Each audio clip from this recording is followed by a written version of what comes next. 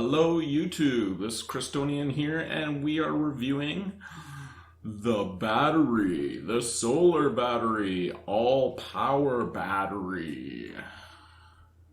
Go like this. There we go. So I'm on the main page here.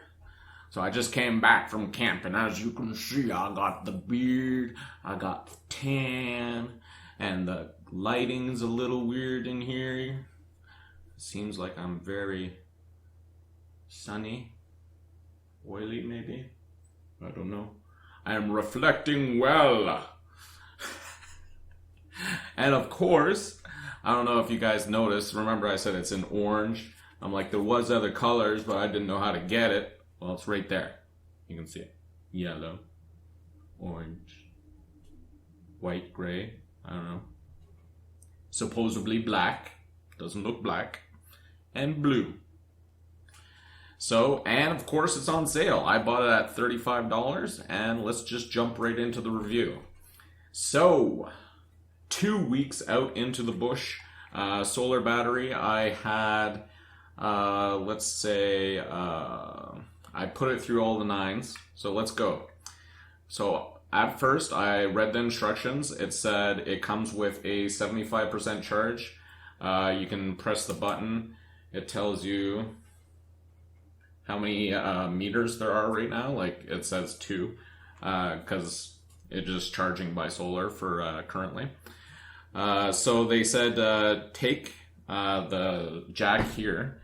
You have a micro USB jack. Collect that into the battery and connect that to your PC or whatever else that could power USB, which would be a PC. I guess you could use a PS3 or something like that. Anything that has a USB jack. But, well, that's not true. I tried it in my car, and my car didn't output enough juice. So I'm assuming it is 2.1, that little mini jack. And 2.1 is what you need for like an iPad or any kind of tablet. Because I can't charge my tablet off my car. So that's what I'm assuming. So I got it up to 100%. Went out to camp for 2 weeks. I charged it 1 for 35%, 2 at 2 or 3 at 55, 60% of my iPhone 5S, and I charged a iPhone 4S that wasn't mine from 0 to 100. And like that's how much I've used this, and it only went to 1 bar in the last 3 or 4 days that I was out there. So I was out there for like 14 days straight, and like that last couple days when it goes to 1 bar, it actually shuts itself off, or it shuts whatever it's connected to. So you can press the button to activate it, and it'll say charging, and it'll charge for maybe about 30 seconds and then stop. Things to know about it. You can double click for light. We covered that in our last episode.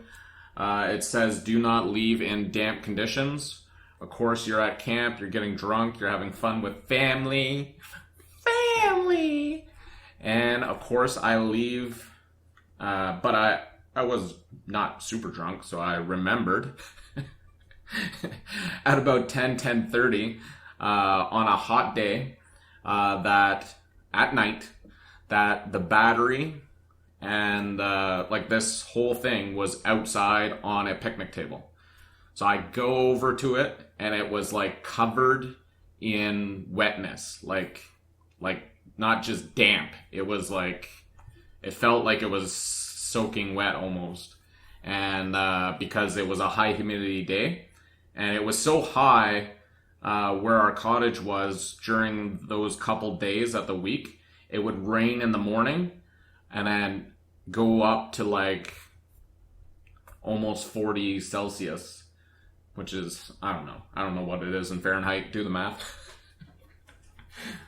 But anyway, so there was like condensation everywhere, and there's nothing on these ports So it really scared me. I thought I just fried, $35 down the drain.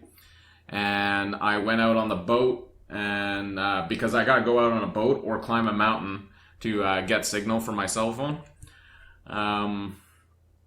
And I connected it, and it wasn't charging. It wasn't doing anything. The lights were still going on the side, so it was getting like solar. But I was like, oh shit. Like, I broke it. But I didn't. What you need to do is every time it is connected to something, especially if you've had a different device in between, which was probably my issue and it gave me the heart attack, you have to press the button. And you just, once it's in through the USB, you just click it once, and then the device will automatically ping as if it was plugged into a wall. So, like I said, for 2 weeks, solar, it went down to 1, and I got it back up to like 3, like with a full day of sunshine or 2 days full of sunshine. Yes, it's a slow charge, but it is solar, so what do you expect? And like, look at my hand. So that's how small the solar field is. Like, if it was a big one, yeah, I would expect it to charge faster, but it doesn't. So it didn't have any problems with me, and considering how much and how many times I like charged it, like I said, one at 30%, a 4S at 0, 2 at 50%, and another at 60, I think. And I think I sucked it dry with my iPad, and it went up about 20%. Sure, that's pretty good. I like it. I'm really happy with it. It gets really hot. So when you're reading the instructions that come with it, it says do not leave out.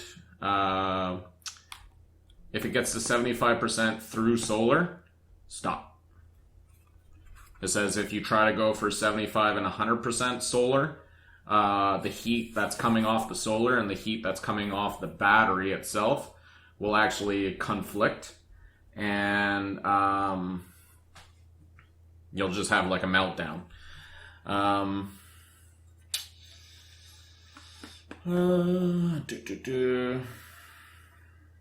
Yeah, so it got really hot, and all I did was like, I just kept going like this. My family thought I was crazy, but I was like flip-flopping it, sucking the heat out of it until it felt like it was cool to touch, no problem, no nothing, like room temperature kind of thing. And then I would put it back out in the solarness. For sun abilities, sunny days is the best, of course. It's still got like 1 bar through a whole 24-hour day with like cloudy. I didn't try like cloudy rain days because there were a couple of those. But I did put it on the edge of the window so that it would get sun all the time. That seems about it. It was actually quite good. Looking forward to using it again. Going to start camping eventually. Probably not this year. But like I said, I live in isolated, no plumbing, no electrical, no nothing camp, and that's what we rent. So this was a great addition to the system to go with my iPhone 5S, which is, it kept charging it. Oh, and it charged quite fast. It was as if I plugged it into a wall. So it was like lightning charging. So it was really nice. Like I would do 50 to 75% in like 30 minutes or whatever. I think there was a 25% charge. Like I said, I charged it probably about 5-6 times. The phone was hogging a lot of power because it was trying to find service. So, like I said, I had to charge it every, say, second day. So, do 5 to 7 charges. That's probably what I did with this thing. And, like I said, the one day I did go into town where I answered some comments and stuff like that. I tried to charge it through the car. It didn't work. So that's just a heads up. So yeah, So this is the Allpower 10,000 milliamp solar battery. It came with a micro USB to USB cable. These were 6 inches long, 2 of them. So you will still need, if you have an iPhone or whatever, or a BlackBerry or whatever, you will need your USB to that cable, so don't forget it. Other than that, quite nice. I never dropped it, so I can't test on that. I actually did pay attention to this. I dropped my phone on concrete, but it's still good. That's another whole review I could do of a case. Amazing case. I got some scratches and stuff on it from sitting on stuff and moving it around. I always tried to move it to always stay in sunlight. But yeah, great little product. Great little thing. You can get it on Amazon.ca.com, whatever. I'm assuming UK, and that would cover most of the world. For $30, you're talking 10,000 milliamps. From my memory, I believe a PSP is 4,000, and like a PSP with gaming would last you, say, 12 hours. So this gives you an idea of how much battery power is actually in this. I would like to actually see a comparison to the iPhone battery, so you know what kind of charging, how many times it was really refilling itself.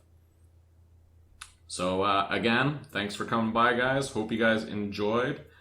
If you bought this or liked it or thought about getting a battery thing or have something better, feel free to comment down below. Always looking for new devices, man. This really helped out. Canadian. I'll try to not shake my table. I have my elbows down, but the camera is shaking. So thanks for coming by, guys. Hope you guys enjoy. And today will be the review day with the beard. Okay, thanks for coming by, and see you guys next time.